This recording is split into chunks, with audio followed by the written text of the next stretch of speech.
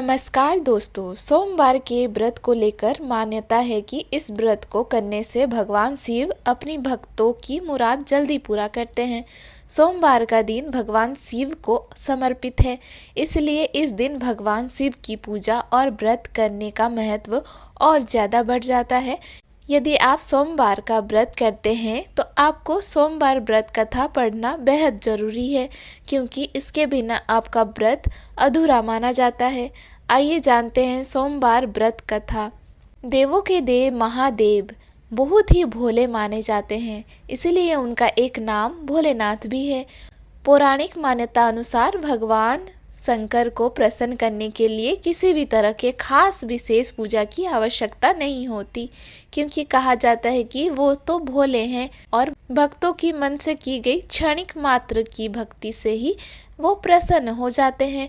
अगर आप भी शिव की भक्ति और कृपा पाने के लिए सोमवार का व्रत करते हैं तो इस कथा से भोलेनाथ को प्रसन्न कर सकते हैं। एक बार किसी एक नगर में एक साहूकार था। उसके घर में धन की कोई कमी नहीं थी, लेकिन कोई संतान न होने के कारण वो बहुत दुखी था। संतान प्राप्ति के लिए वो हर सोमवार को व्रत रखता था और पूरी श्रद्धा के साथ शिव मंदिर जाकर भगवान शिव और माता पार्वती की पूजा करता था। उसकी भक्ति देखकर एक दिन माँ पार्वती प्रसन्न होकर भगवान शिव से साहूकार की मनोकामना पूर्ण करने का निवेदन किया।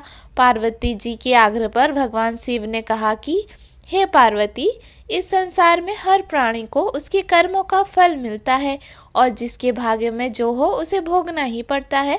लेकिन पार्वती जी ने साहूकार की भक्ति देखकर उसकी मनोकामना पूर्ण करने की इच्छा व्यक्त की।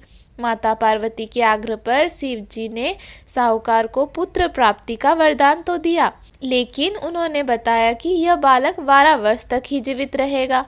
माता पार्वती और भगवान शिव की बातचीत को साहूकार सुन रहा था, इसीलिए उसे ना तो इस बात की खुशी थी और ना ही दुख। वो पहले की भांति शिव जी की पूजा करता रहा। कुछ समय के बाद साहूकार की पत्नी ने एक पुत्र को जन्म दिया। जब वो बालक 11 वर्ष का हुआ तो उसे पढ़ने के लिए काशी भेज दिया। साहूकार ने पुत्र के मामा को बुलाकर उससे बहुत सारा धन देते हुए कहा कि तुम इस बालक को काशी विद्या प्राप्ति के लिए ले जाओ। तुम लोग रास्ते में यज्ञ कराते जाना और ब्राह्मणों को भोजन दक्षिणा देते हुए जाना। दोनों मामा भांजे इसी तरह यज्ञ कराते और ब्राह्मणों को दान दक्षिणा देते काशी नगरी निकल पड़े। इस दौरान रात में एक नगर पड़ा, जहां नगर के राजा की कन्या का विवाह था, लेकिन जिस राजकुमार से उसका विवाह होने वाला था वो